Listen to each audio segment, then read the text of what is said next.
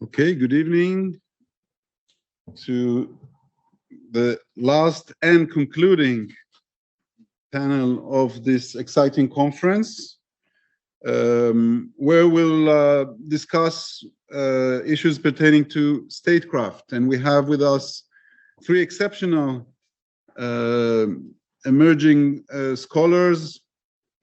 And we'll start with Elisabed Gedevanishvili from the University of Oxford, who will talk about designing a legitimate dam, resisting Georgia Namakhvani's hydropower plant.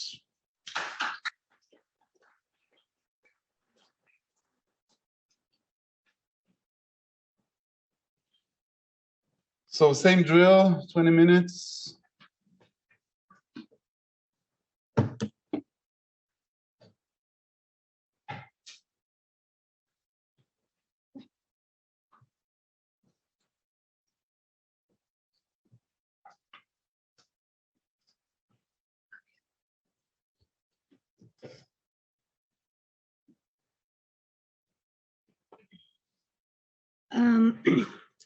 So the history of the dam in the valley of Namakhvani that you see here on the map goes back to the Soviet era and the conception of Georgia as the country of white coal. Although the state revamped the project of Namakhvani multiple times, it has been unable to complete it. As the state recreates the project, communities resisted. And throughout multiple iterations of the project, the design of the dam changed to reflect energy and environmental governance of the state. The state has appealed to various imaginaries of the future to legitimize the project. And by doing so, it has smoothed over competing interests and contradictions that are latent in the environmental intervention. Rather than asking whether these moments of resistance are successful, I draw attention to how populations resist large infrastructure projects. And within this broader empirical inquiry, I specify, how did the defenders of the Rioni Valley, the group that resisted Namakhvani, challenge and shape the process of design of the dam? With these guiding questions, I examine the processes that govern the design of the project and try to understand how the defenders of the Rioni Valley subvert these processes in their resistance. By embedding the protest in the process of the design, I introduce different actors and demonstrate how they relate to each other. I argue that by challenging the legitimacy of the project, the defenders of the Rioni Valley unsettle the varying degrees of institutionalized power, and by doing so, co-construct the dam's design.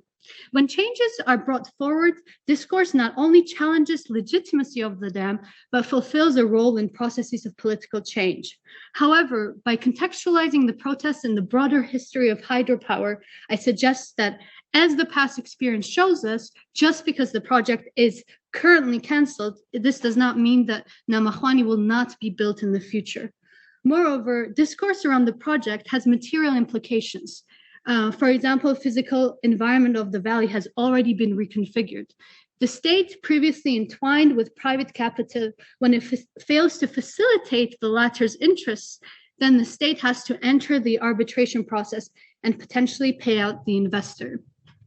Here's my outline that I will follow. First, I will overview the conceptual framework for legitimacy, then go into briefly messy methodology, then into empirical parts of my talk, which focus on the recreation of Namakhvani as a legitimate dam, then construction of the legitimacy of the latest iteration of the dam, and then the design conflict through which the movement challenges the design.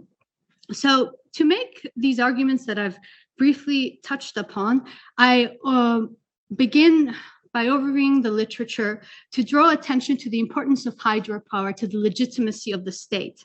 To understand legitimacy, I draw inspiration from Bourdieu, but I follow Hurd's definition of a normative belief by an actor that a rule or institution ought to be obeyed. Dams physically and discursively become the state's attempt to build a cohesive state. However, the state houses conflicting and competing value positions and discourses, and as such, as my research will demonstrate, is fragmented. Currently, the sustainable development paradigm renews these discourses on dams as a symbol of modern and thus a sustainable state. In this capacity, hydropower development becomes rationalized and reframed to fit the ideals of sustainable development. In other words, to seem legitimate, a hydropower discourse crosses over to various fields to incorporate social and ecological interests. At the same time, even the widely accepted meanings of sustainable development are burdened with ambiguities. According to Bacsadi et al., sustainable development is laden with so many definitions that it risks plunging into meaningless at best and demagogy at worst. Though sustainable development might signify a discursive shift in hydropower development, as the ambiguity of its definition suggests, the material implications of this shift remain unclear. Hence, a shift rather than reassessing of the hydraulic mission is an attempt to reconcile contradictions between environmental degradation and extractive practices and sustainability. So these norms of sustainable development aim to also shape the design of the dam and licensing process and its governance. This includes processes of knowledge generation on the environmental and social impacts of the project through environmental assessments. This model considers sustainable development as a long-term objective and well-informed their participatory decision-making as short-term objectives of each project. So the purpose of the environmental assessment is to document and minimize potential harm. So what this means is that public consultations are held and participation of the affected communities in the decision-making process is ensured. So contemporary EAs attempt to form sites of knowledge production where public participation and expert knowledge are meant to be on an equal footing. As such, they aim to reverse technocratic and scientized features of environmental governance. But critics argue that informing, consulting with, or placating the affected community often demarcates the boundaries of participation. Instead of genuine participation or on-the-ground interpretations of success and legitimacy, participation within the design of the project often serves to promote the project. As a result, project promotion becomes a sort of a self-fulfilling prophecy of imagined achievements that are discursively and bureaucratically reinforced through the seal of participation. To challenge the legitimacy of the design of the dam, the resistance navigates and contests these institutionalized norms that are prevalent in sustainable development discourse. Struggles over the legitimacy of dams are definitional struggles over the design of material objects, technological systems, and their governance. As such, design conflicts are technical about material distinctions, political about power and justice, and epistemic about knowledge claims. Movements challenge definitions through articulating narratives and practices of discourse, and by doing so, try to influence decisions on dams. Throughout this challenge, politics of design become explicit and visible in conflict. So resistance appeals to the fragmented discourse of sustainable development by appropriating its norms and navigating scientized discourse of the design. And to do this, movements often create coalitions in their resistance. Herein, the role of the so-called experts, be they scientists, lawyers, or activists, grows in importance. And conflicts over dams take place both in the public sphere and institutional fields of contention, such as environmental licensing and litigation. So tools such as environmental assessments that are meant to smooth out conflict out of the decision-making become the point of legal challenges.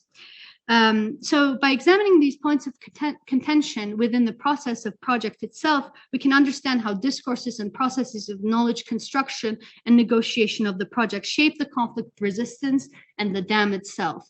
My empirical questions about the resistance of the defenders of the Rioni Valley inform my broader theoretical inquiries and interests. And some of these are how, in a dialectical process, norms as embedded in discourse are articulated, how they create new value positions, and how the state attempts to create a cohesive state, and in turn, how these attempts are revealed and in such a way revealed to be fragmented. So now onto the methodology. When I was researching, I had to conduct digital fieldwork due to COVID, and at this time, protests were still ongoing. So in other words, the project of Namakhvani was still unraveling. So instead to order this mess, I make a case for methods for mess that follow the design conflict by drawing on process tracing, the use of histories, archival documents, interview transcripts, and other sources that I access from digital devices. To examine the discourse and practice of discourse of the defenders of the Rioni Valley, I conducted a digital ethnography of their Facebook page, their videos, posts, live discussions, and recordings of meetings. And through this approach, I was able to include myself in my research in a far more participatory and messier ways. I was able to contribute to live discussions, follow real-time protests, speeches, and also meetings with officials that were not authorized to be broadcast. So now on to the recreation of the frontier of the valley throughout that began in the 20th century with the Soviet Union. And I think what exemplifies the approach to hydropower in Georgia are the words of Lenin that electrification of the Soviet Union was a precondition to achieving communism. Within this broader approach, Soviet power engineers often referred to Georgia as the country of white coal to characterize Georgia's hydropower potential.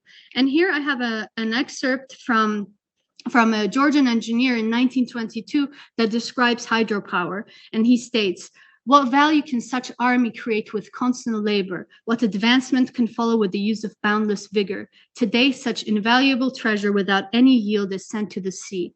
The use of water strength does not subtract anything from water. Moreover, the same quantity of water can be used multiple times. White coal is much more flexible, adaptable than other sources of energy." By referring to hydropower potential as invaluable treasure and army, the author glorifies potential of hydro and consequently the future it might bring. The abundance of the resource also suggests the low cost associated with its development. The text recognizes the water's renewable advantage over other sources of energy, but it is unaware of risks of hydropower. With these discourses at the forefront, the Rioni River, on which Namakhvani is supposed to be on, became a target for dam building.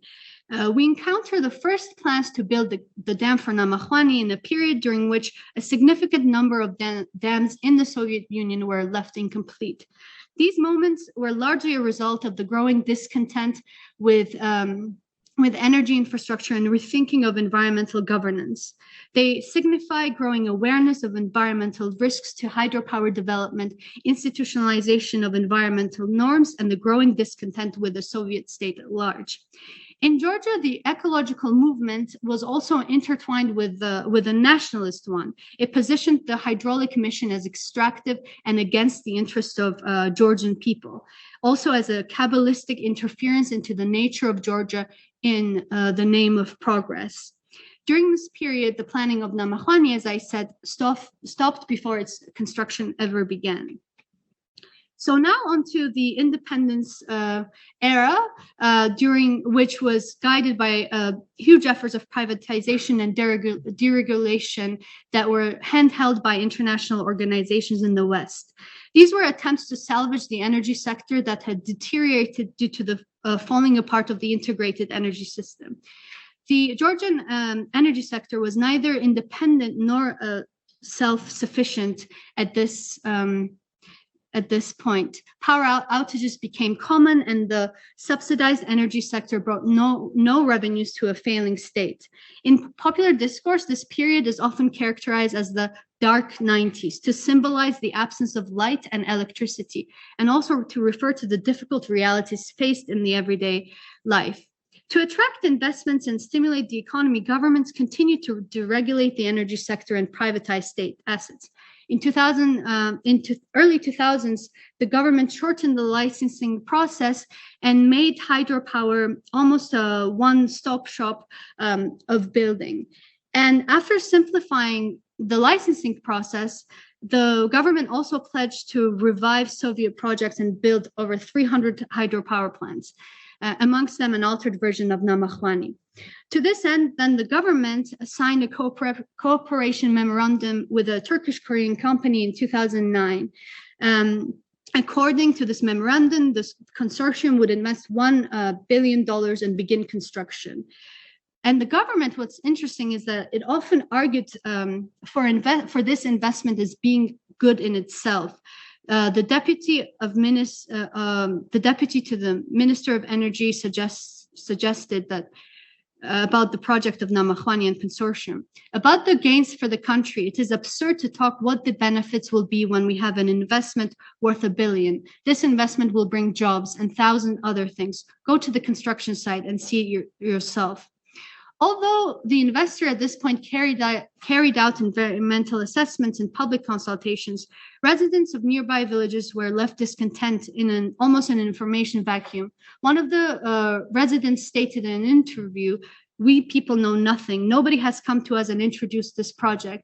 Maybe they're trying to reach us in the village with boats and they can't find their way." With this in mind, in 2012, before beginning of construction, the investors left the consortium abruptly. And then the government, the Ministry of Energy, explained that they failed to meet responsibilities outlined in the memorandum and hence left it. But the efforts to build Namakhvani in the future continued by establishing a joint stock company by the state itself. The changing over of investors symbolized Namakhvani almost as a fast investment opportunity guided with the desire to invest rather than engage with the project in a more nuanced and constructive way. For these reasons, the name of the investor almost becomes insignificant to the environmental intervention. And for this reason, I leave the names of the investors mostly out of the talk. So now to the latest iteration of the dam, which began in 2015. It began with a new government and an aim to attract foreign capital and position hydropower as a legitimate investing opportunity. The Georgian state navigates the discursive field that international organizations at large create. The state attempts to articulate a comprehensive discourse around renewable energy and sustainable development to structure and legitimize the discourse of dams. These discourses then justify that Georgia is on the right track and in active development. For example, a report by the energy community, a EU body, suggests conducive investment climate while the creation of environmentally responsible, diversified, and competitive energy sector will facilitate a sustainable future for this and subsequent generations. Here, projects like Namakhvani aim to offer interested parties favorable terms to invest in, and mentions of Namakhvani are embedded in larger discussions around sustainable development and development of the energy sector. So the project is only an example and proof of, amongst other projects, aspirations of Georgia's energy sector. Discourses for the hydrological mission have changed since the Soviet time, from electrification, industrialization of the country to transforming the nation state to a market worth investing in. But to challenge the legitimacy of the design of the dam, the opposition brings forward politics of design through discursive strategies. Although the proponents of the dam encouraged participation of the community in the consultations for the project, the institutional arrangement of the environmental assessment and the project structured their discourse in such a way. Here, the state and the investor are intertwined. In terms of when the state issues a permit depends on when the proponent of the dam brings forward the environmental assessment to the state.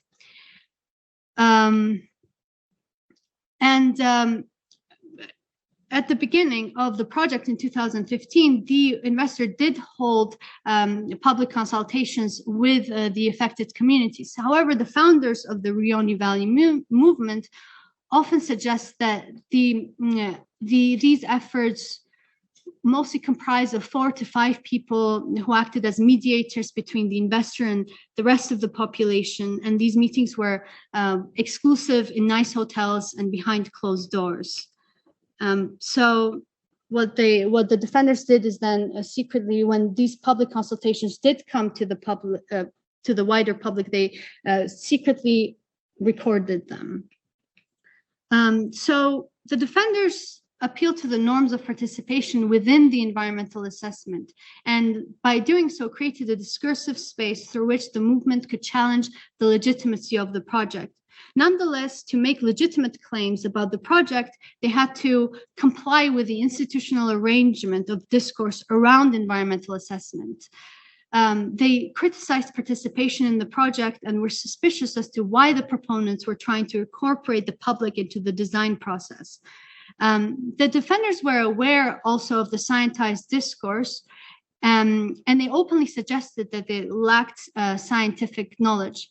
The founders argued for the importance of building coalitions between activists and experts. They've also suggested that, we those who live there know better than any other expert what will follow the construction of this massive dam.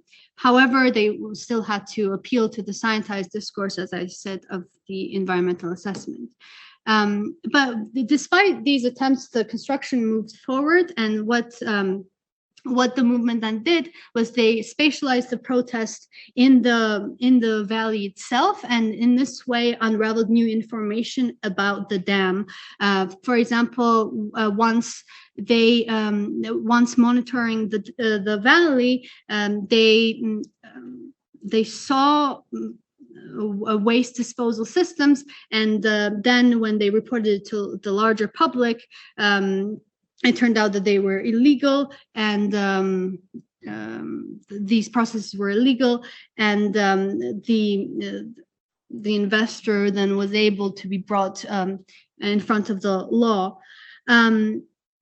Because I need to really conclude, I'll skip over a lot, but after the specialization of the protest, they also organized large demonstrations, after which the state actually recognized the legitimacy of the movement, and appealed to the energy community I mentioned in the beginning to facilitate the mediation process between the protesters and the state. And at the end of this mediation process, the investor abruptly left, but still leaving the physical environment, the material environment of the valley reconfigured, and ecological damage already done.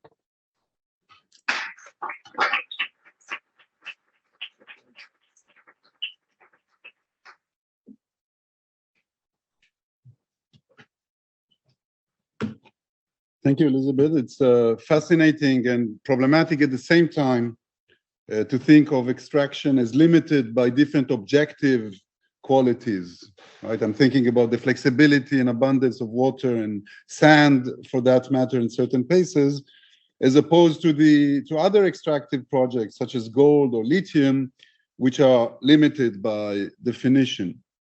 The most familiar comparative cases, perhaps, in terms of water, the Aswan Dam in Egypt, which changed the whole ecological balance in the region and opened up the Pandora box of hydropolitics. We can also think about the water conflict between Israel, Palestine, Jordan, and Syria as another case in point of hydropower.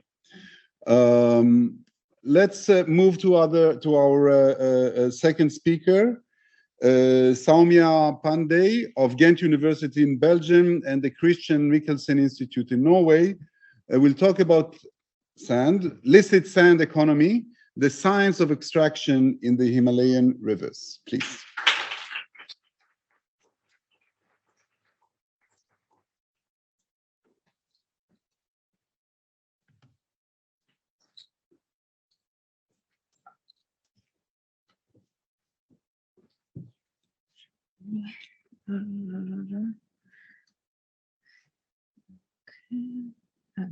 What is it?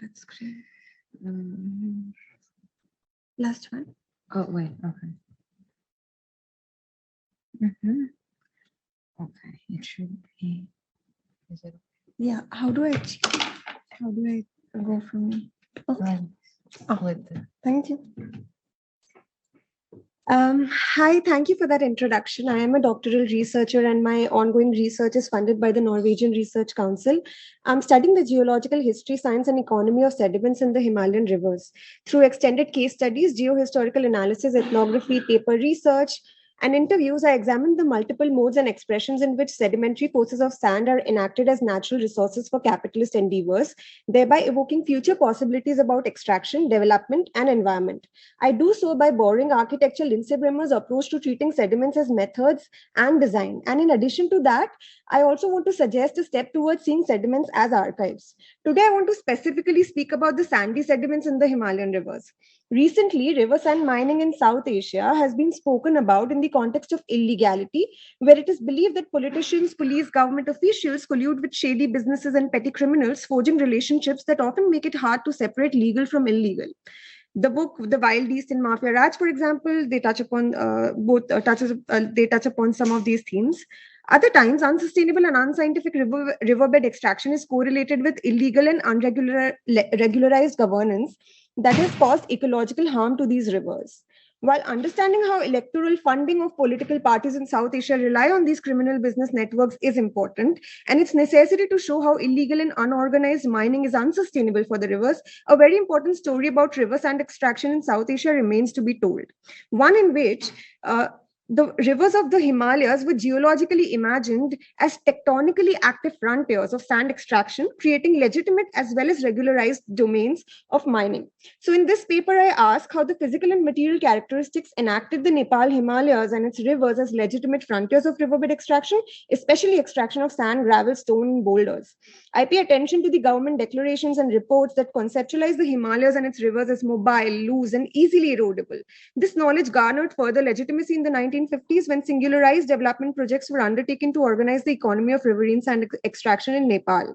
I follow the science, governance, and labor participation in riverbed extraction to show how this geological uncertainty about Himalayas and its rivers were translated into profitable investments where revenue and economy took the center stage, revealing that regulated and legitimate domains are primarily extractive, not sustainable.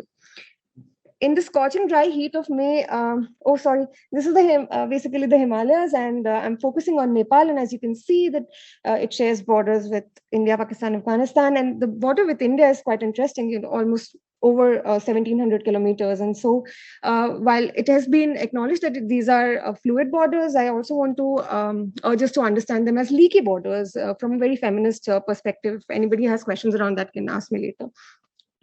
In the scorching dry heat of May 2021, I stood on the riverbed of a third-grade marginalized river flowing from the youngest Himalayas, which are the Shivaliks or the Chure Range, into the flat plains, also referred to as the Tarai region of Nepal. The riverbed had dried up in the summer months like most rivers do in this region, leaving patches of water here and there. To someone unacquainted with the behavior of rain-fed rivers of the Himalayas, which are quite unlike the perennial rivers that are brimming with melting ice from glaciers, this region may appear marked with muddy and dry basins devoid of riverine presence. Tractors and cars zoom by the sedimented path laid by the riverbed after the water has receded, and locals build up temporary bamboo stalls selling water, tea, and snacks to passers-by and manual workers. But just in a couple of months, with the advancement of the monsoon time, marked by cloudbursts, and flash floods, the rain clouds pour down the steep slopes with great velocity, carrying from the Shivalik ranges pieces of rock, boulder, gravel, sand, silt, clay, mud, debris, barks of tree, and anything else that comes in its routinely flow. Flowing water has corrosive tendencies, remark any technical expertise that we'll speak with. When the river reaches the plains, it submerges the riverbed, leaving little doubt that the geological history of this land is hinged with wetness and dryness. It's terra aqueous. Terra aqueous spaces are thick with politics. Since the 18th century, the colonial agenda to manage, extract, and govern the wet-dry landscapes through its conversion into commodity form has received attention in the environmental humanities. Historian Rohan D'Souza notes that, I'm quoting him, the logics and calculations for regulating the rivers through devices such as profit-seeking, enclosure, dominance, and exchange over that of use value and market imperative were brought to grief by hydraulic volatility. Now, hydraulic volatility was most applicable to these flashy rivers of the Himalayas. When rivers moved with sediments, of course, they swelled up, they changed path, made newer path, and seldom flowed in the linear route that was set for them through the construction of concrete borders such as embankments and dikes by river training experts and administrative authorities.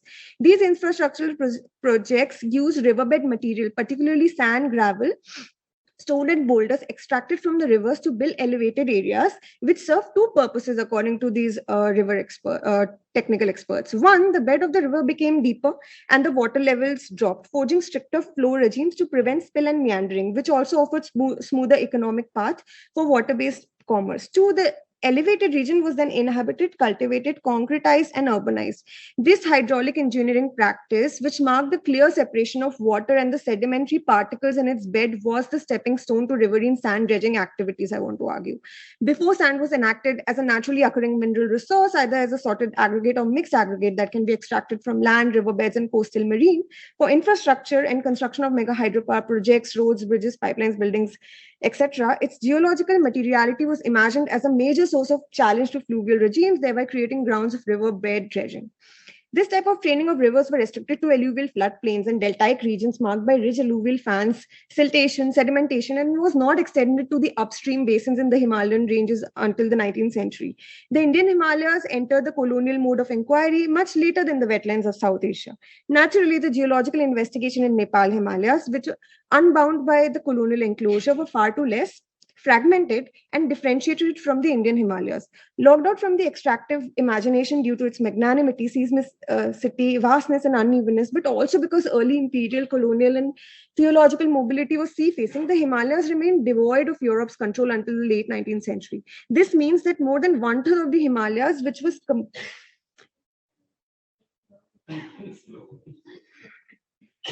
This means that one-third of the Himalayas, which was basically composed of the kingdom of Nepal, as you can see, it remained unknown, speculative on a comparative scale, and mystical to mountain expeditions and geological explorations.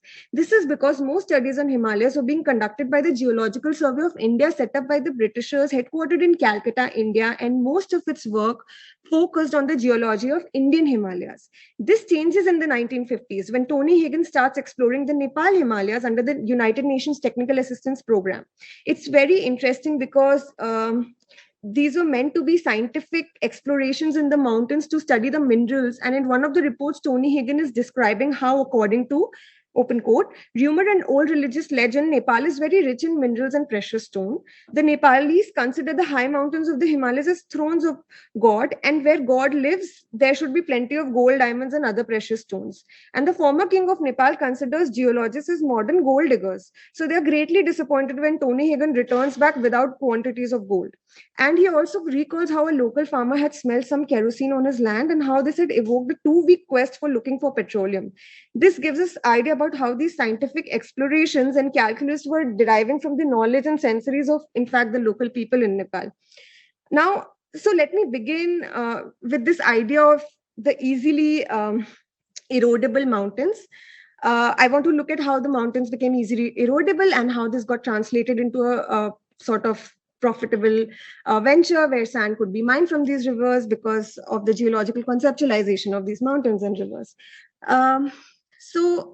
The easily erodible mountains and its corrosive rivers that came to define the geology of this region is what I want to look at now. In a brief resume of geology of Himalayas, the Geological Survey of India notes that the Himalayan mountain ranges is the biggest, highest, and youngest on the face of the earth. It went on to elaborate that it is no contradiction to say that it is the biggest and the highest because it is the youngest in age among the world's mountains, for the ceaseless, please keep in mind, the denudation of the Himalayas of geological time reduces mountain chain of the older age and even wears them down to their roots. And what these reports found most epic about the rivers flowing down the Himalayan mountain belt was how they flow through deeply dissected, spectacular, gorgeous carved, which indicates the presence of these rivers even prior to the upheaval of the mountains. So what they're trying to say is that these rivers are even older than the mountains. And if you go to the Himalayas, you will in fact notice how these Himalayas are really wet, and you can see very thin thread of this water flowing from somewhere, and you can tell that, probably like the rivers are in somewhere inside. The origin of Himalayas thus was marked by the global tectonic hypothesis due to the movement of plate tectonics, seafloor spreading, and fault lines evolving out of the collision of Eurasian plate with the Indo-Gangetic plains along the Tethys Sea.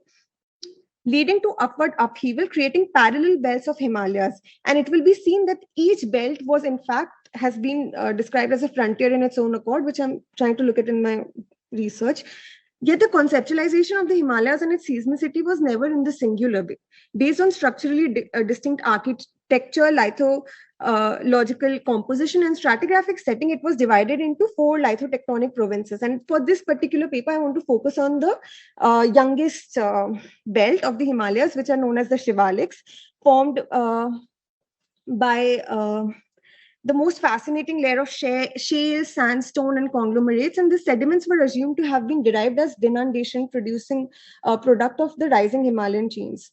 So several geologists, for example, they went on to say that these belts are made up of coarse-grained sandstone of the Shivaliks, therefore they are unproductive, and the region as a whole was declared economically unimportant, fragile, having weak geology. These tectonic maps of the Nepal Himalayas, I want to argue this is the longitudinal, this is the cross-sectional map, and this is again the tectonic map of Himalaya. And I want to argue that these maps of Nepal are not just cartographic representations of various belts and its lithological classification, but they are also revealing on some sort of extractive economic mode of thinking that went behind inscripting them. Once we start looking at this map making practice, we realize that this parallel classification of the Himalayas is the very domain in which extractive frontiers of sandy sediments are imagined. Now, one of the most important questions then I ask is how exactly were mining frontiers historically implicated in the geological conceptualization of the Shivaliks and its rivers, which may help us shed some light on the contemporary political, ecological, and economic debate of riverbed mining in Nepal, at the heart of which I want to argue is the naturalization of these easily erodible mountains of the Shivalik ranges and the uncertainty about its belt, as well as their meandering rivers. So in the first year of two-year development plan of Nepal Bureau of Mines, a techno-economic feasibility study was undertaken in the Eastern Tarai region to establish an organized construction industry. The researchers found the result to be extremely promising. Why? Because the technical feasibility of the project, they said, lay on the ground that several rivers and rivulets containing sandstone and gravel sediments in the Eastern Tarai region are available, which are heavy sources of construction material. Every year, the rivers were brought down, they brought down a lot of sediments, flooding the rivers with more than just water. So it was concluded that this region, especially the Eastern Tarai region, was a perennial source of riverbed material due to all the erosion that's taking place, and should therefore be put to some economic use. Now, of course, economically, this made a lot of sense to the Kingdom of Nepal because for 3 reasons. One, there was huge quantity of sand and gravel that was being illegally quarried from the riverbeds, they said, and it was being smuggled to India. Now, the government officials, they lamented that the nation was losing a lot of millions of rupee because of this. 2, it was observed that there were practically no resources on the India side of the border in Uttar Pradesh and Bihar, which was like under a boom of like all sorts of construction activities. So clearly there was a huge demand and they could tap on it. And they had a very good border with close border, leaky border with India. And so just like most construction material logics, as you can see in this map, they went on to say that there is a highway, which is just passing near 3 important rivers. Khola stands for river, basically in Nepali. And so how we can mine these, and then this road can be used for transportation, and we can easily send all the material to India. Some sort of naturalization of frontiers, I want to say, is taking place in this case, where the government officials are extremely enthusiastic about this kind of activity. So the geohistory of the Shivaliks and this organization of the economy becomes central to the contemporary political economy of riverine sand mining, and is closely anchored to labor participation and knowledge of local authorities. And I want to turn to that part now. Sand extraction by miners today is an exceptionally disciplined endeavor, and it is a site where local knowledge about rivers and sediments play a key role in producing the science of mining. This information was crucial for ensuring that the right sort of sediments were sent to the market. Otherwise, sand miners ran the risk of losing their wage. So an economic and scientific calculus went behind separating the riverbed material. Sand had to be separated from gravel and other substances in separate piles. Since riverbed was composed of particles other than sand, and sand miners used shovels, they used net to separate these finer grain particles from mud. Why? Because mud was cancerous. I was taught by the miners that cement and mud could not coexist. Mud would destroy cement's property, and its use in construction would cause harm to the building foundation. As you can see, this is the mud, and the net has easily stopped the mud because it's very sticky in nature and it can't flow inside that thing. So this shows us that sand mining required careful attention to texture of sand and its classification even prior to any industrial and laboratory filtration of the sediments, which I look in another chapter. Miners had no measuring equipment, yet they conjured sand resources through both process and practice, since decades of extraction experience had helped them in segregation of sediments. According to the miners, the riverbed followed a logic of filtration of its own, and to that they added their own knowledge. One can also see how the uncertainty about riverbed was both politically as well as economically productive and as a source of profit. Why? Because rivers kept changing path. So the mapping of the mining region was never exhaustive and based on socially agreed upon boundaries between land and water. The river area was currently under mining, which was under mining had previously been an agricultural land owned by the local people. Frontiers were therefore mobile, and so were the site of extraction. The government claimed that since this was now a river, the state owned the region. The local tender claimed that because they had got the mining license, they owned the region. The local people who had owned the agrarian land felt like since they had owned the land before it became a river, they owned the region. Finally, what happened was that the tender, they got some rent from the miners who mined on their land. The local government got royalty and tax from the land, but the people who actually owned those land are still figuring out what they will get. So ownership claims on land thus extended to claims over water. These claims rested on how land and water was divided prior to a very specific flood that had taken place, which set cartographic limits to boundaries in a region which was already prone to floods, and what agrarian opportunities it opened for the owners. Thus further complicated not only the cycle of claim making and what kind of claims can be made by whom, but also the local frontiers of extraction and tax collection, since the land tax was paid to one municipality, but sand tax was paid to another municipality, which had already been under friction due to changing nature of landscape and shifting path of the water. I want to conclude now, and I want to say that basically just trying to sum up, focusing on geological sensibilities of late 19th century expertise shows us how the logic of earth sciences enacted the sediments of these Shivalik ranges as loose, erodible, triggered by the slightest movement, forging the Himalayas and its rivers as imperial and scientific frontiers. Here I follow Lachlan Fleetwood's argument that insecurity about Himalayan frontiers emerged from a lack of knowability, which I show that other than its grandeur, which made scientific measurements impossible, as Fleetwood showed, this also had to do with the mountain's mobile characteristic. The ethics and politics of valuing Himalayas as denuding and rivers as corrosive generated a regime of thinking which simultaneously conceptualized frontiers as fragile, uncertain, insecure, and in need of care, yet natural sites of extraction. This was further complicated by the fact that mobility was being measured not only in terms of water that was flowing in the rivers, or even as a matter of fact, the loose sediments in it, but also the solid rocky Himalayan mountains, which were tectonically active and always moving upwards and thrusting downwards.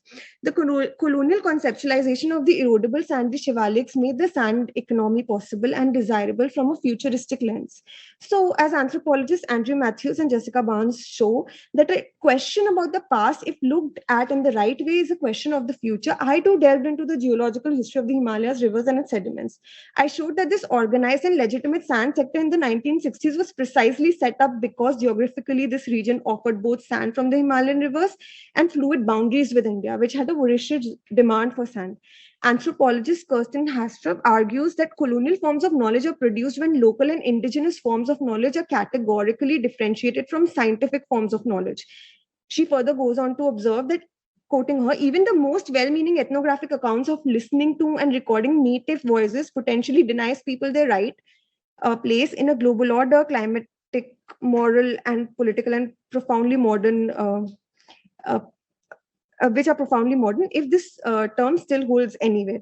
Contemporary writing on sand mining follow this colonial logic in two ways. One, there is a tendency to suggest that everything that the miners are doing is unscientific and unregulated and is unsustainable and abusive, invisibilizing miners and their practices, one. And in doing so, it obscures the regularized and scientific modes in which miners engage with sediments, rivers, and the mining site. Again, it rescues economic and extractive logics of growth and revenue model that make such forms of engagements rather imperative. This legitimacy was performed on a day-to-day basis, as I have shown. The river site and the labor work of the miners produced its own regime of regularized and scientific calculations, creating friction along multiple and mobile frontiers of extraction.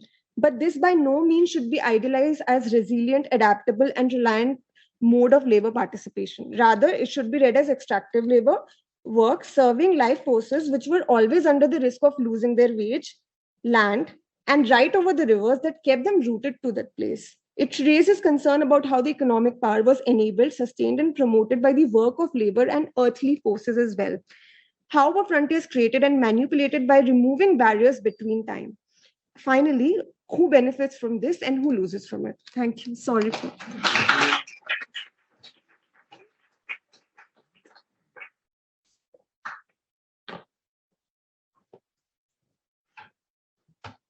Thank you so much, Saumya.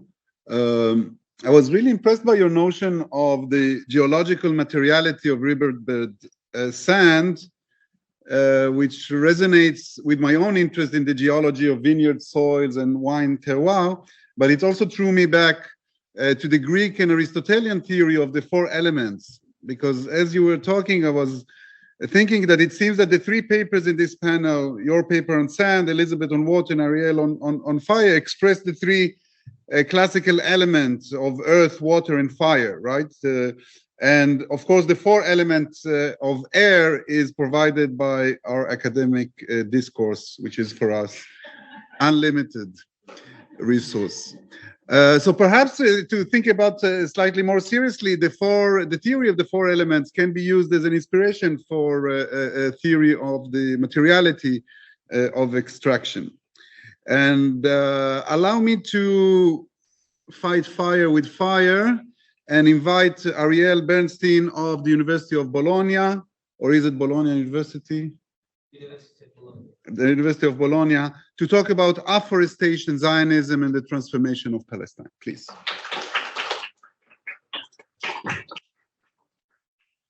Thank you.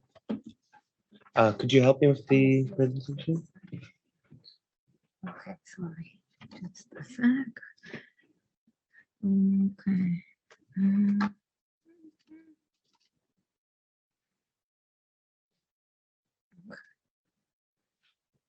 Should be it, and you can like. Yep. So thank you for inviting me, and it's been an honor and really interesting to hear everybody speak. I'm going to speak more from a historical point of view, I feel, rather than a theoretical one. I'm going to try to examine statecraft, the concept of wilderness and tree planting in the context of Zionism in Palestine.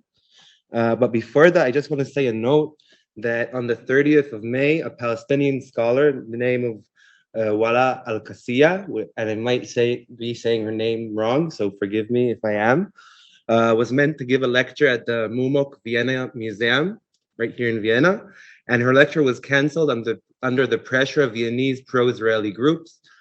And just wanted to say that this is yet another attempt to silence and delegitimize Palestinian voices, a process that is intensifying in Germany and in Austria in recent years under the pretext of combating anti-Semitism. For me, this just proves why it's so important to discuss the history of Zionism, the Nakba, and the ongoing ethnic cleansing of the Palestinian population. Okay. So, this is a video that my father shot in the mountains surrounding Jerusalem. During August 2021, a large wildfire spread in the forest surrounding Jerusalem, leading police to evacuate many residents and leaving many of the mountains naked for the first time in decades. The fires exposed the terrain beneath the trees, revealing a landscape of terraces and ruined villages, which were buried under the pine forest, a testament to the life that existed prior to the creation of these forests.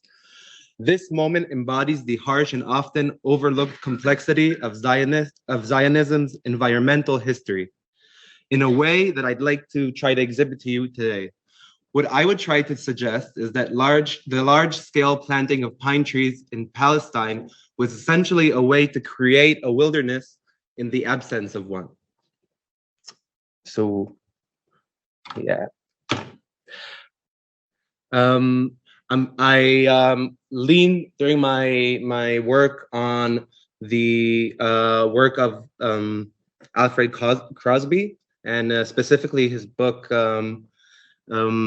Ecological Imperialism: The Biological Expansion of Europe, 900 to 1900. And you could use from what I've seen, you could use the term eco-imperialism or eco-colonialism kind of in the same manner. And in his book, he shows the way in which specifically European expansion in the Western Hemisphere and colonialism couldn't be so successful without the ecological transfer of germs, of weeds, of trees. And he shows us that we could study colonialism and post-colonialism through the lens of plants and germs and animals. The book asserts that European imperialism was more than just a form of cultural and political domination, but was also a form of environmental domination. And if we are to examine the roots of the ecological transformation that Zionism brought to Palestine, we must first take a look at the context in which early Zionists thought of the landscape of Palestine, or what they called Eretz Israel. An imagined wilderness. The myth of wilderness has been central to the European colonial imaginary from the 16th century onwards, when they began to expand and settle globally.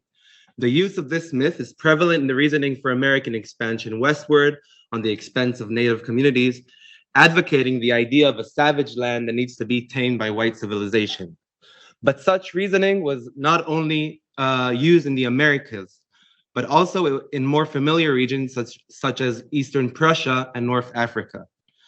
The Prussian Settlement Commission, a government commission that operated between 1886 and 1924, was set up by Otto von Bismarck to increase land ownership by ethnically German Germans at the expense of ethnically Polish Germans in the Prussian eastern provinces.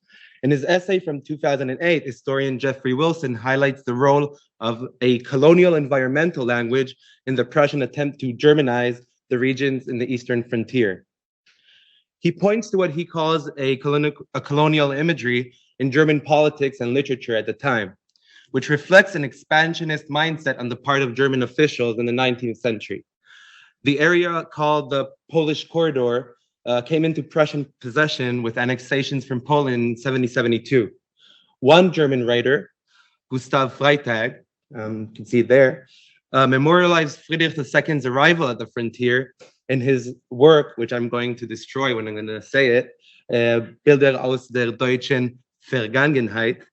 My brother tried to help me with that, and characterized the region as, and I quote, an abandoned land without law, without authority. It was a wasteland.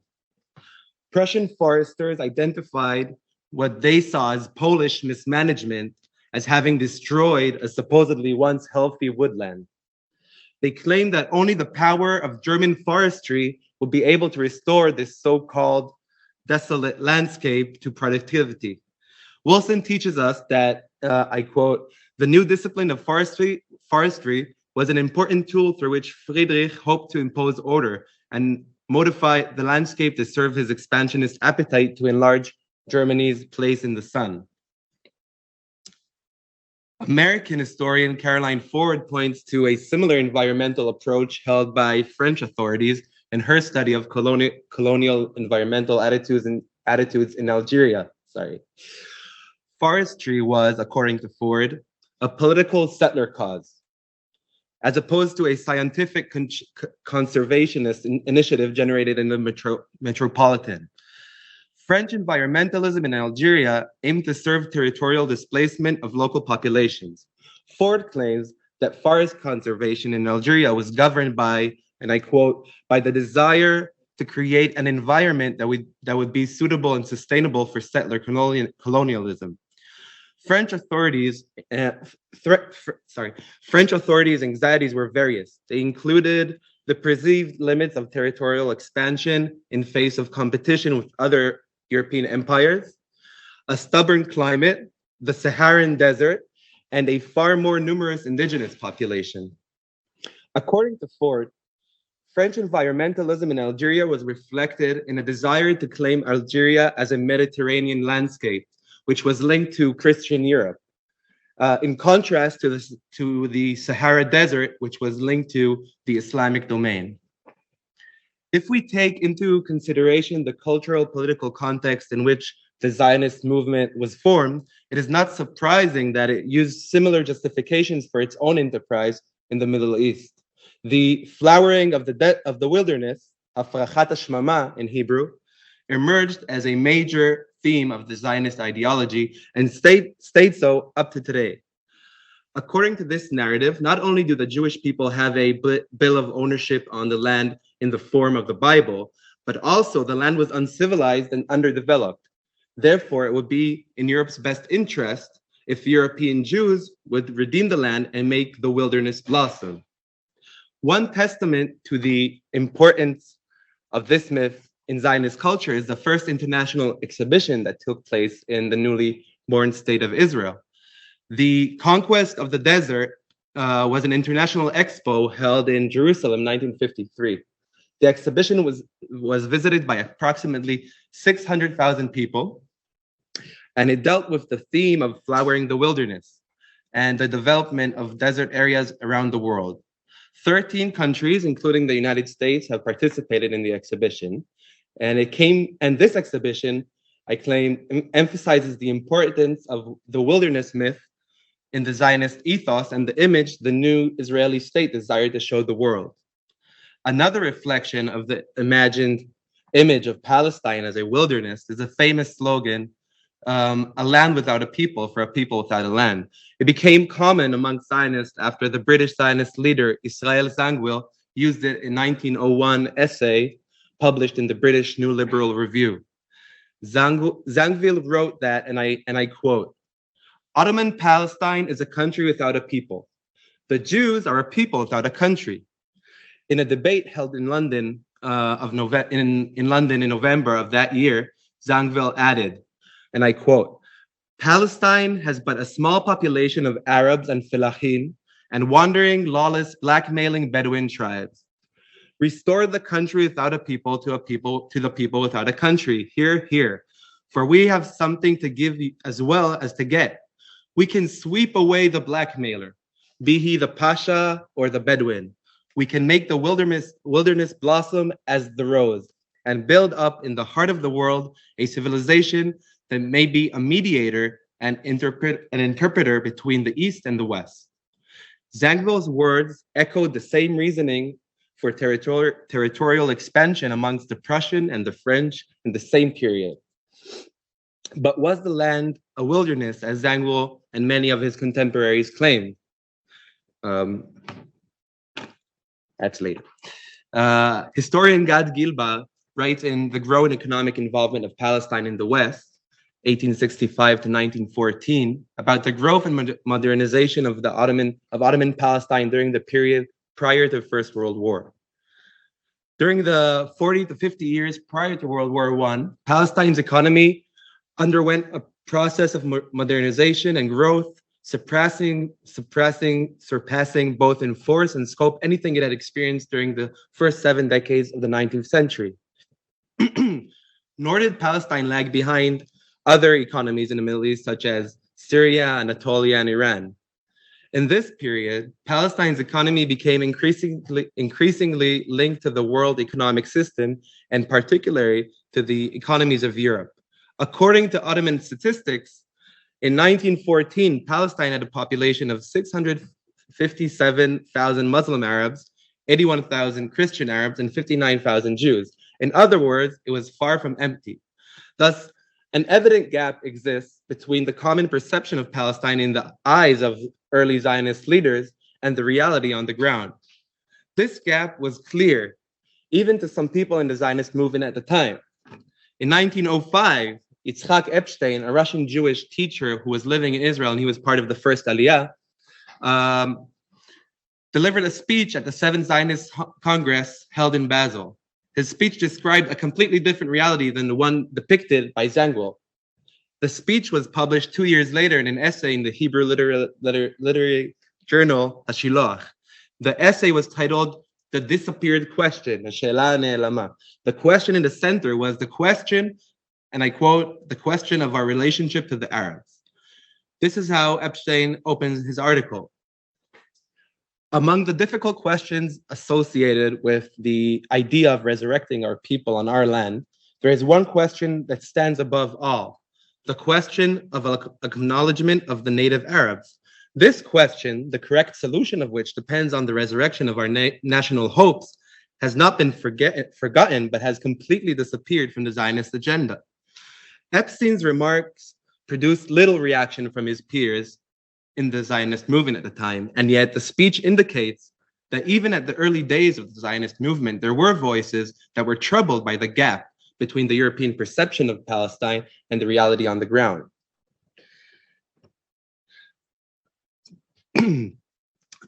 Theodor Herzl, the founder of the Zionist organization and the main promoter of mass Jewish immigration to Palestine, was the first to conceive the idea of afforestation of the land of Israel by the Jews. He argued that the need of forests in the land for the purpose of clearing areas for future colonization, as well as the need for forests to be built in the to-be-built cities of the Jewish state. His perception regarding afforestation was nourished by an image of forest he knew in Austria, where we are today, his homeland. And he was less than familiar with the unique conditions of the Palestinian landscape. In August 1896, Herzl wrote in his diary, "We must establish a national association of trees for planting forest in the country. Every Jew shall donate one tree or several trees, together 10 million trees." 5 years later, at the Fifth Zionist Congress in 1901, the establishment of the Jewish National Fund was announced, an organization whose function was to purchase land for Jewish settlement in the land of Israel. The Jewish National Fund will become the leading organization in the effort to change the landscape of the land. Since its foundation, it has purchased, and these statistics are from their official site, has purchased 2.6 million dunams, planted 240 million trees, and built 150 dams and 400 parks. In its charter, when it was created, the JNF states, since the first land purchase in the land of Israel in the early 1900s, for and on behalf of the Jewish people, JNF has served as the Jewish people's trustee of the land, initiating and charting development work to enable Jewish settlement from the border in the north to the edge of the desert of the Arava in the south. Thus, the cultural and ethnic transformation of the landscape was essential to the JNF environmental activity from its formation. When Yosef Weitz, a Russian-born Jew, was appointed the head of the JNF, the Land Development Department of the JNF in 1932, foresting efforts received a serious boost. Weitz stated that the main character in the JNF, Weitz stayed the main character in the JNF until his death 40 years later, and he was given the nickname the father of the forest. It's the man here in the center. This is from a film made by his granddaughter, which I recommend, and I could talk about it later in the questions. Weitz was very aware of the fact that the land is not empty because he was living in Palestine at the time, contrary to earlier Zionist leaders. Weitz addressed the problem of the existence of native population and was an advocate of population transfer. In June 22nd, 1941, he wrote in his diary, "I passed today an important part of the northwestern Judea back and forth and saw large, densely populated villages and the land around them cultivated, olive groves, figs and vines, dura and sesame fields. Although there are also large areas of wilderness waiting for cultivation, but will these be enough for us? Will we build scattered village of our own amongst their many existing villages, which have always multiplied over ours? I heard in my heart the voice of the cry, clear this land, and then it will be built by us. In his essay, Yosef Weitz and the Transfer Committees 1948 to 1949, historian Benny Morris writes that Weitz was early to realize that a state of anarchy will arise by the slow collapse of the British mandate. Therefore, Weitz felt that this chaos could and should be exploited in order to solve what he called the Arab problem.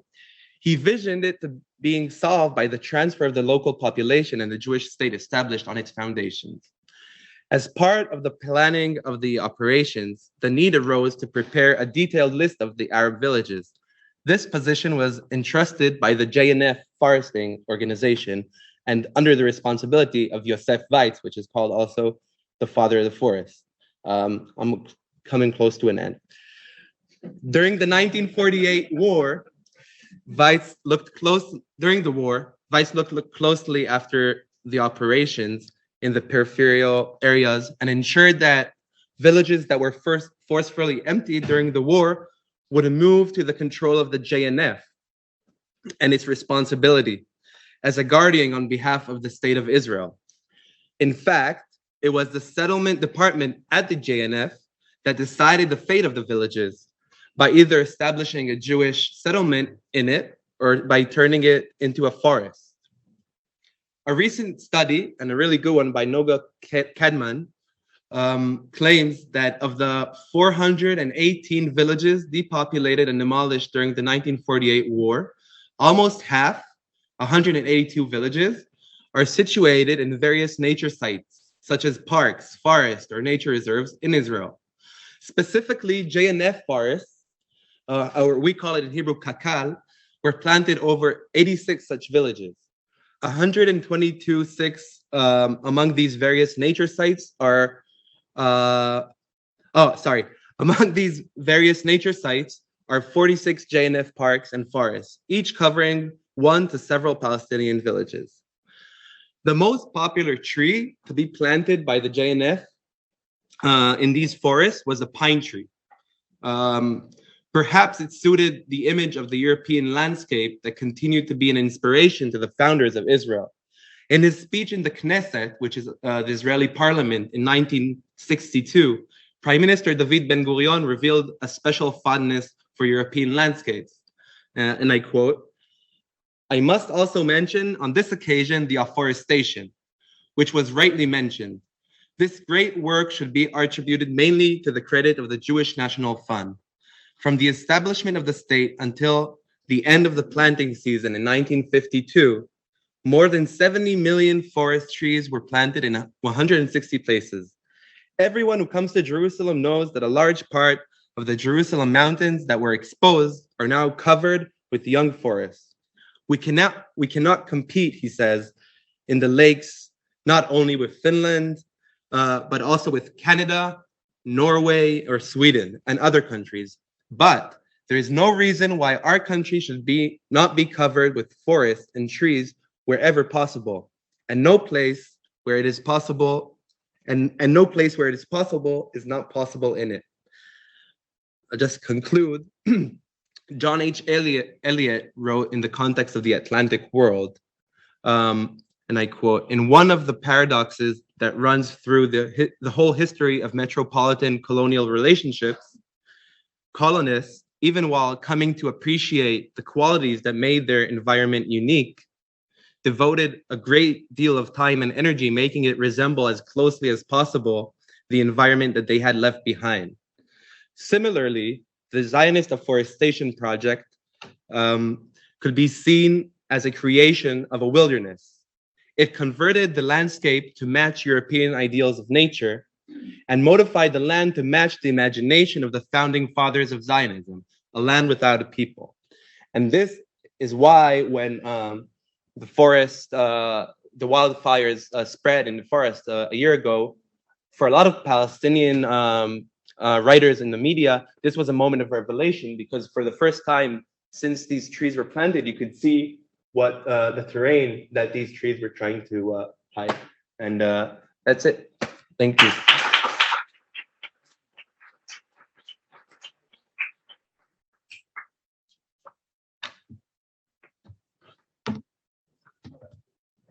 Okay, thank you so much, Ariel.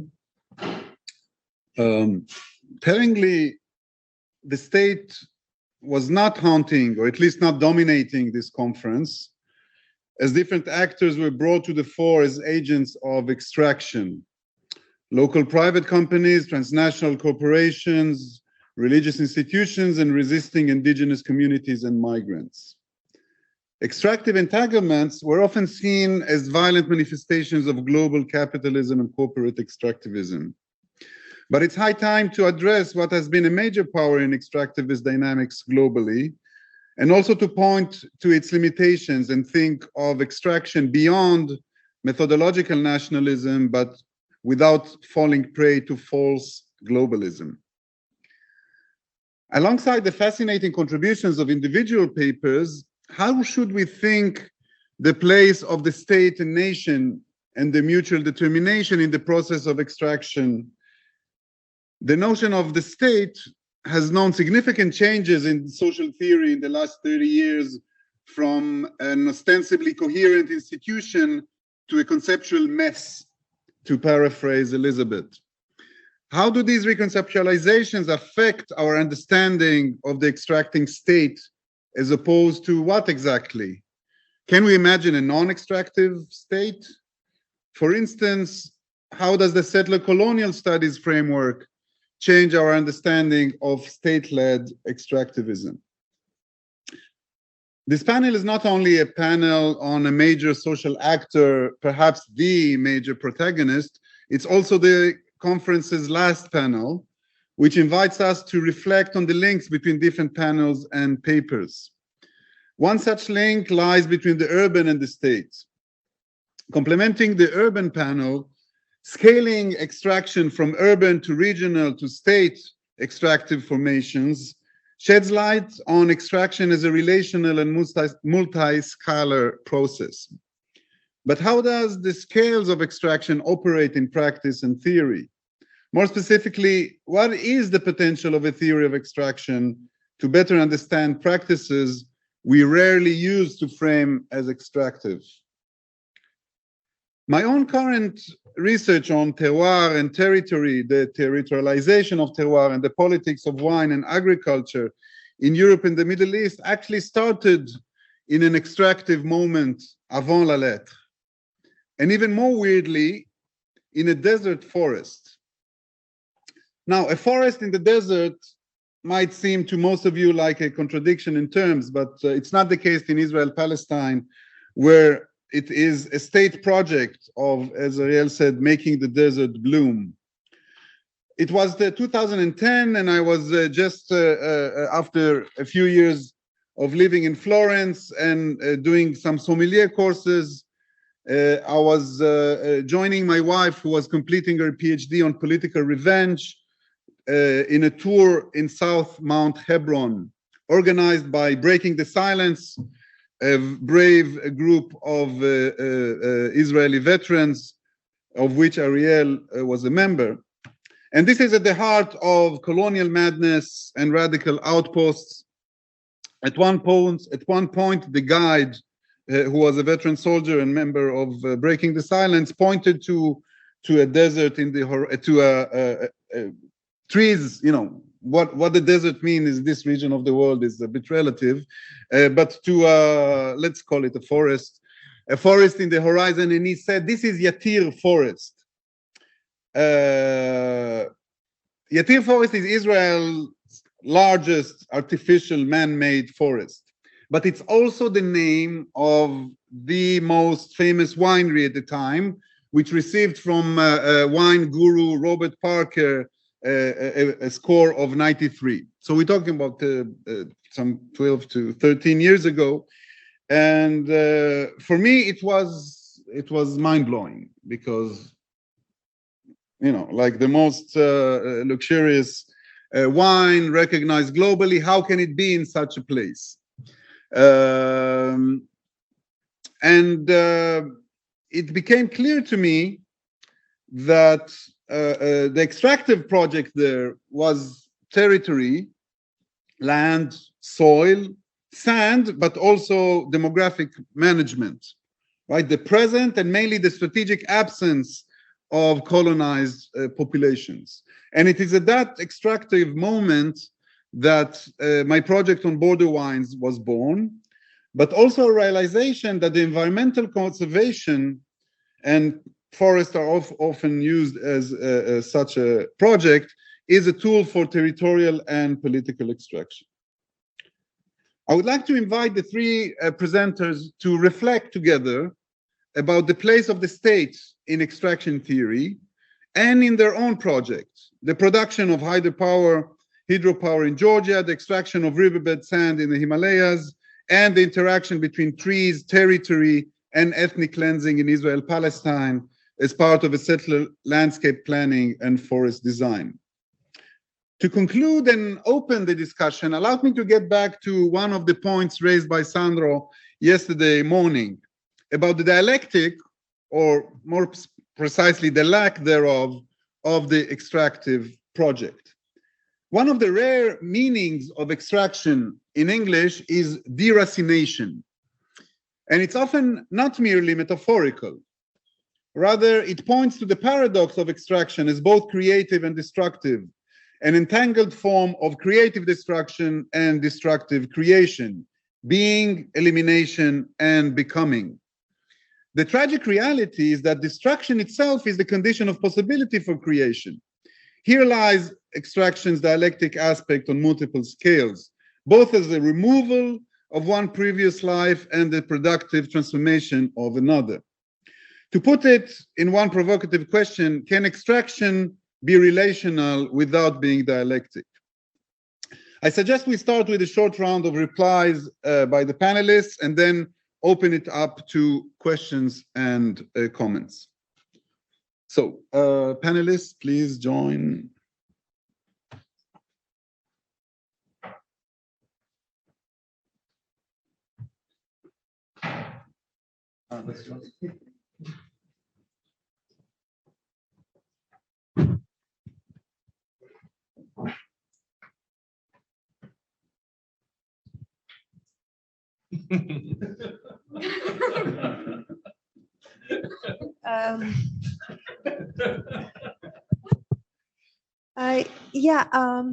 I think that's a very good question about the place of state in extraction theory. And I especially like thinking with this question because I'm actually looking at transboundary rivers between India and Nepal, and the arbitrary structures that give state boundary meaning, in fact, become meaningless when we think about such fluvial regimes of, sand as well as water, which they just flow in their own, like my respondents tell me, these are moody rivers, and you just can't control them. So I'm actually, in fact, trying to sort of digress from a very typical understanding of these transboundary regimes, primarily because of what my research is showing in terms of how, what sand is in the air. Like, I'm sure will say that it's like it's in the air, it's in the river, it's everywhere, and so it's very difficult to kind of puts that sort of border regime. And so I think that, I do tend to think about the questions, but also in the process trying to question the whole understanding, our understanding of studying resources as within the boundaries of state, mostly. I think that in my case study, or in this subject, the role of the state is quite obvious in a way. But what I think might be interesting is to think about the concept of extraction when speaking about tree planting, because it might be a little counterintuitive. Because if we think about forest and trees and we think about extraction, then we usually tend to imagine deforestation.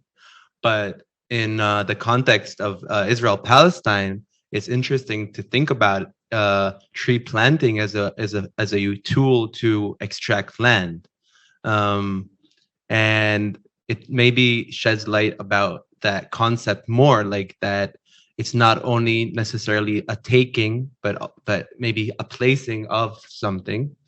And what it leads me to think about is that maybe extraction is a way to see something you want without looking at what the consequences might be or what lays on the thing that you're trying to get. And in the context of what I spoke about, I feel like an extractionist set of mind sees land without taking under consideration what lays on the land. May it be a culture, a population, and you could see it as a kind of set of mind. And I could see, like, when it comes to the desire to annex land, then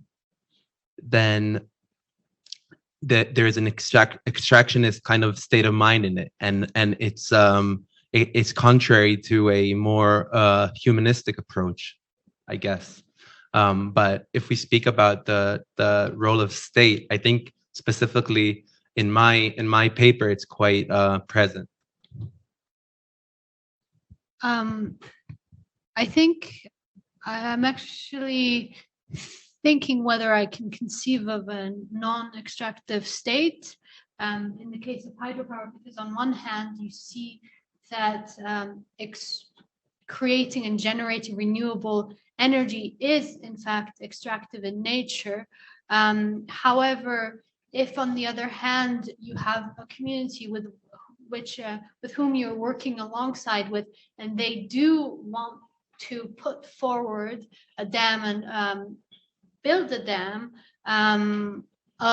in cooperation with the state, in cooperation with the investor, which this wasn't the case in Namakhvani, but more so thinking about it more broadly, if they do want to advance the project, then who am I to impose my own understandings of extraction onto that community?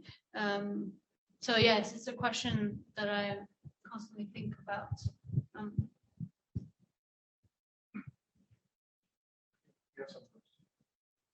Yes, Jean-Louis Fabiani, thank you very much for the 3 presentations, but my question is only for Ariel.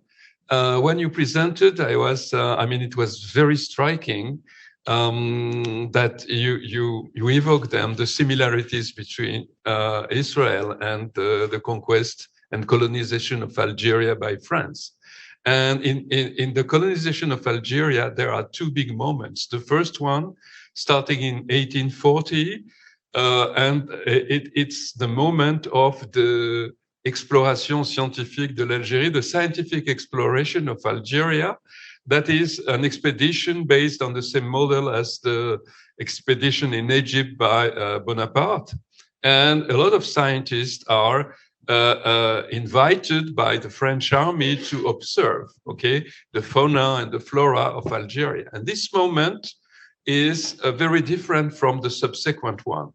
And the description, so I studied it in the military archives in Vincennes, and some of the documents are still classified, which is also a very, very striking feature of the silence around Algeria. So I would say at this moment, Algeria is sort of exoticized, but in the late 60s, 70s and onwards, the reverse, the other way.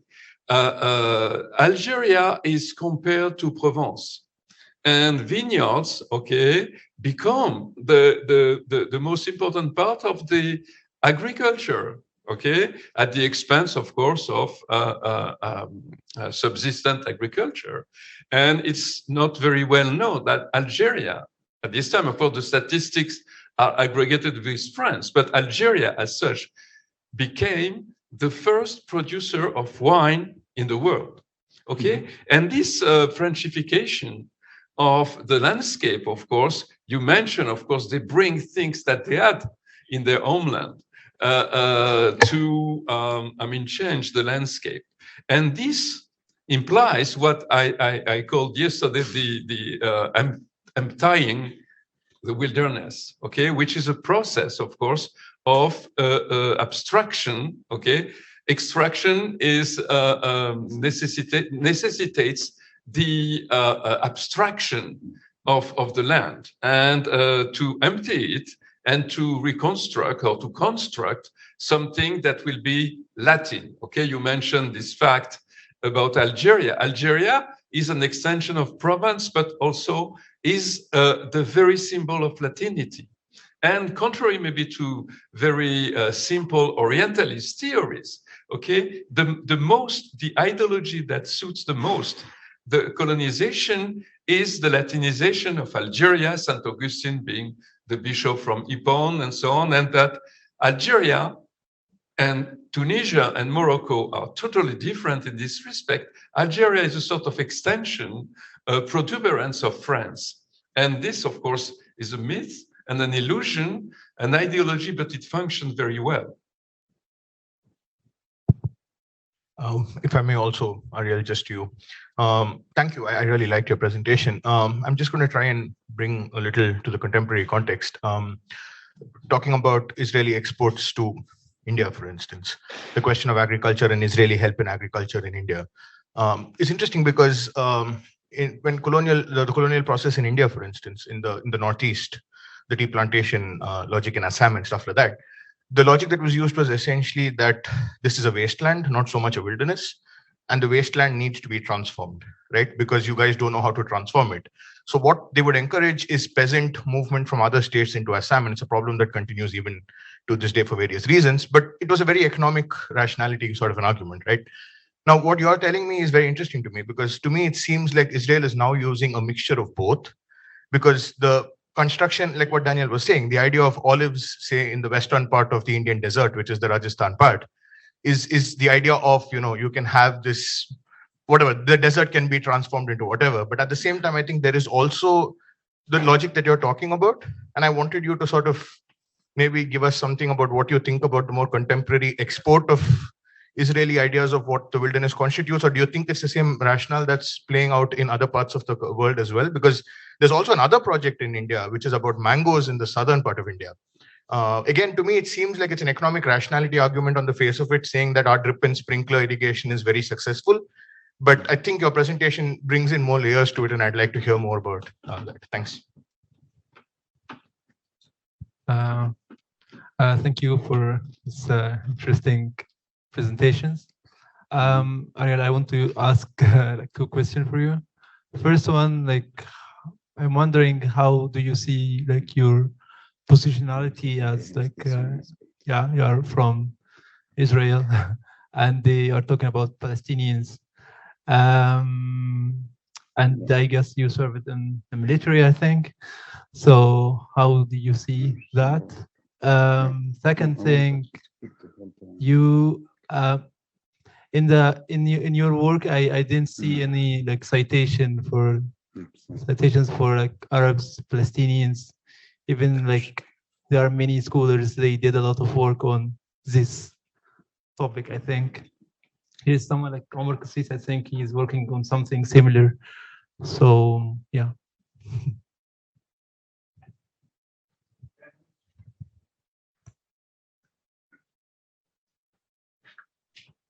Let me just say that this is we have like 20 minutes to finish, so let's use it also as an opportunity to reflect about the entire conference. So thank you all for your papers. A couple of thoughts, questions for Saumya and then for Ariel, right? So Saumya, there's so much going on here in your paper: sand, water, geology, cartography, mining, extraction, frontiers. And one way you could have thought through the stakes of this could have been through something overarching like geo-ontologies, right? But you're not making that move. And so I see you making three other moves, which I think are extremely important. The first is your refusal of a certain boundary drawing between licit and illicit, whereby the illicit becomes the grounds for and modalities of extraction. And no, you're saying you're drawing attention to the licit as the condition of extractive possibility, right? Second is the importance of attending to the co-productions between knowledge, especially geological knowledge and cartographic knowledge, and political order, the extractive enterprise. And the third is you're showing a relation whereby public or state knowledge projects provide the conditions of possibility for subsequent extraction and valorization efforts, right? And here I see analogies to Joe Dumit's Drugs for Life, where he shows things like studies like the Framingham Heart Study, which is mass public health epidemiology, provides the conditions of possibility for prescription maximization and surplus health, right? So my question is, your quote towards the end where you were talking about extractive logics and power dynamics of their moment, what is the moment in question in your story? Or what are the moments in question in your story? Or what are the scaled histories at stake? Because it seems like there's an implosion of at least 4 scaled histories that I can think of, right? The first is the hills as the frontiers of colonialism and the constant source of British imperial anxiety. The hills were always the edge of governability, but also there's a very intricate history of the politics of roads in the Himalayas, right? And John Kelly, for instance, talks about those. So what's the relationship between extraction and histories of British imperial frontier anxiety? The second is the historical scale of post-colonial developmentalism. So what's the relationship between extraction and projects of post-colonial development? The third is the scale of Indo-Nepalese geopolitics. And here I think it's very important to think alongside the cartographies of the state, to think the cartographies of Maoism, because they're also traveling exactly these paths along an extractive politics, right? But also the changing contours of these geopolitics under Hindutva. And the fourth is the scale of the contemporary mafia state, and especially the relation between extraction and real estate development. So I want to push you to ask how you'd situate your story within and across these different scaled histories. Right? So Ariel, thank you for your talk, and also want to register solidarity for your opening invocation and the solidarity for the struggle. Appreciate very much the colonial histories of environmentalism you present to us in terms of histories of Zionism. 3 speculative pushes here, right, to think about other modes of situation, right? And that is by asking a set of comparative questions about the settler colonial project. The first is, what would it mean to think Israeli settler colonialism, not just in relation to colonialism, colonial histories like French colonial ones, but specifically in relation to apartheid, right? And I think here of the place of conservation in apartheid imaginaries, and especially the important relationships between something like rhino conservation and Afrikaner nationalism, right? In the Kentridge slide that I showed, like the miner tickling the rhino's bottom, there's an enormous amount of sort of ideological signification at stake there, right? The second is that the ideology of terra nullius is central to the settler colonial project, but it takes different specific local forms. And it's countered by anti-colonial indigenous articulations of the land. And this is very important in North American decoloniality, right? And in Palestine, there's a certain anti-settler insistence on the homeland, which is very strong, for instance, in the writings of Mahmoud Darwish. So I'm interested in the place of the homeland in your story and its displacement or erasure. Anti-secular, right? As an anti-settler, how that gets displaced. Settler or secular? Settler. Yeah. Because there's an anti-secular as well. Sure, yeah. But also whether and how that idea endures. And then finally, a small point about your opening scene of fire, right? And your turn to histories of French colonial environmental history in Algeria. One of the originary acts of French colonialism in Algeria was the 1845 burning of women and children in the caves of Oran that Ashia Jabbar writes about. Right? And this has relations to French colonial anxieties about the frontier as well. So I don't know what it is yet, but I think there's something very important to think about the through lines of fire in your story of settler colonialism, not just as a side effect of afforestation, but as something that might be centered. And I'm wondering how you think about fire.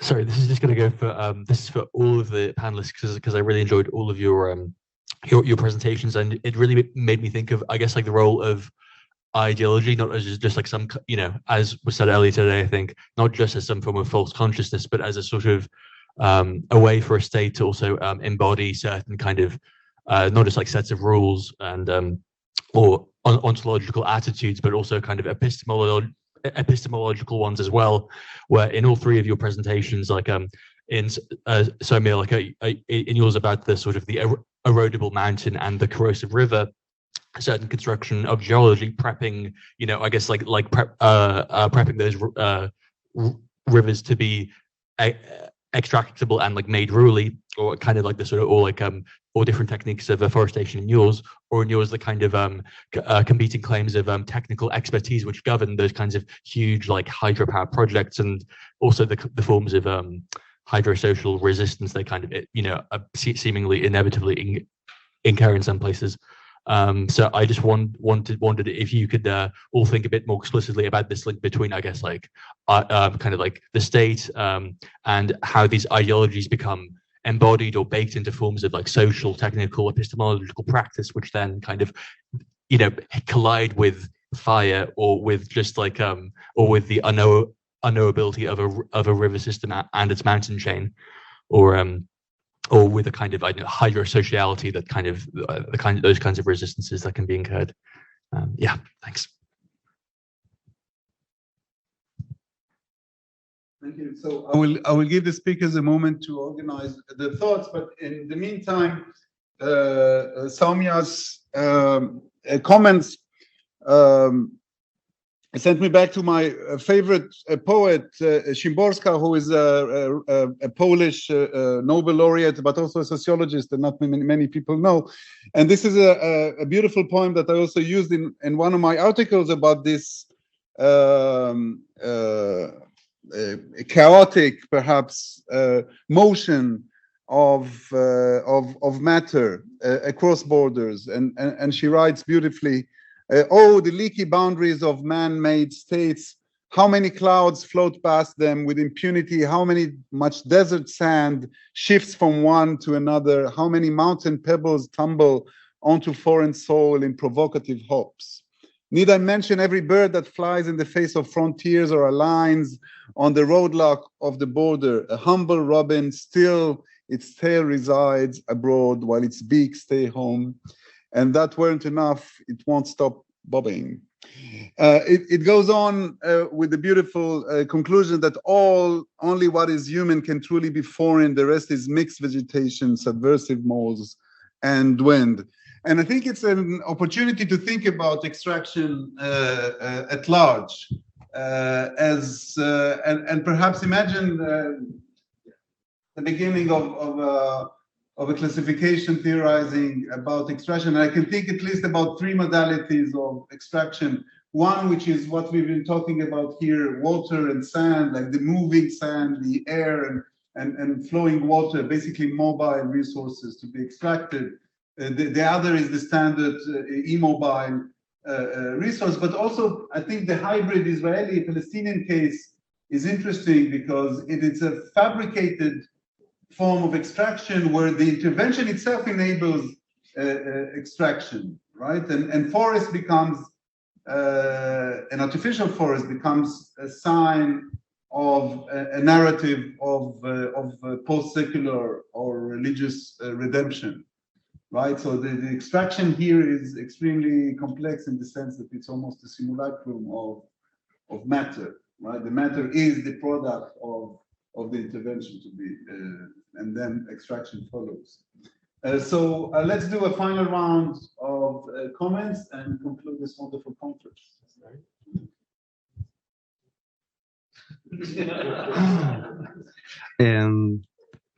Okay, I'll start with I don't your name, sorry, Islam. So I just start with your two questions, which are good questions. I think I could answer them both kind of in the same way. My position, how do I see it when I'm speaking about this history? For me, it's also like my history, because this is the apparatus that I was created by and was raised by. And these are the forests that I was raised to learn that I was raised to celebrate these forests. And it took time for me to be exposed to the history that I was researching. So although I'm not claiming to be on the side that's being expelled from these lands or ethnically cleansed, the consequences of these actions affect my life immensely. Also as a soldier who needed to execute this apparatus. So in that way, I feel like sometimes it might be strange being the one speaking about, in a way, actions that the country that you were born into and you represent did, because it's kind of it goes against what you're raised to do. But I think it's just if what you and another way to think about it is that I was raised on appreciating the truth and knowledge and also human rights. So it makes sense to try to combine those in order to conduct my research. And this is the place that I know the best from all places. So it doesn't feel like too strange as if I'm talking about something that is not mine, because I'm part of it whether I'd like to or not. And I wouldn't want to act as if I'm not. And about the citations and like the works cited, in a longer piece that I wrote about that, then there was some more writers, and there were some, but also I think it makes sense that there is mostly Jewish Israeli writers, because I'm exploring early Zionist thinkers, and a lot of the books and the papers that I encountered were written by it's either official like diaries and documents of these organizations that I wrote about, or it's studies that were written by Jewish Israelis, because I more try to study what was the imagination of the people who created the state, and what kind of context they were raised in, and that was happening more in Europe, and that's also the reason why it turned out to be the way it turned out to be. So I hope that answers your question. Now, I feel like both of your comments kind of I can connect them in a way about also contemporary, what do I think about it in a more contemporary sense, and also about Algeria and how for a time it was trying to, the French colonial apparatus was trying to create it to be like more of a Provence or an extension of France. So I feel like in both these, in what you called a savage land, and when we were speaking about Algeria, I feel like there's a starting position of blaming another person that he's or they're mismanaging nature in some way, and from that place we start to justify a series of actions through which we transform and appropriate and extract. But it takes time to like realize that sometimes all this starts by a sense of someone else is mismanaging, or he's to blame for the way the landscape looks, basically. And this thought, I think, still exists today many times. Also in the Israel-Palestine context, but I think also when we were speaking about the humanitarian discourse and the environmental discourse, it's interesting to look for those kinds of notions in, I think, in the NGO world, because a lot of the appropriation of land in the more colonial era, to us today, it's kind of obvious that the language they use and the justification for violence. But I think it's interesting to remember that as we look at the neoliberal order today, and places in which people are being ethnically cleansed or kicked out of their lands, or places where waste is being put. And I'm just thinking that many times a lot of these things are under the pretext of conservation, humanitarian language, when in fact they're just a continuation of something that we know from the past. And also, I think what connects Algeria and Israel, which I found out during reading and writing for this paper, was, and it comes to your point about fire. And I was really surprised to find out that there's something very similar in the relation and the anxieties from fire, both in Israel and in Algeria. And many times when fires break and because the forests were built artificially in places where they shouldn't exist. The tendency is very to blame the native population for doing it purposely. The Bedouins or Palestinians or in Algeria in the 50s, that was very common. Oh, they're burning it on purpose, the native population.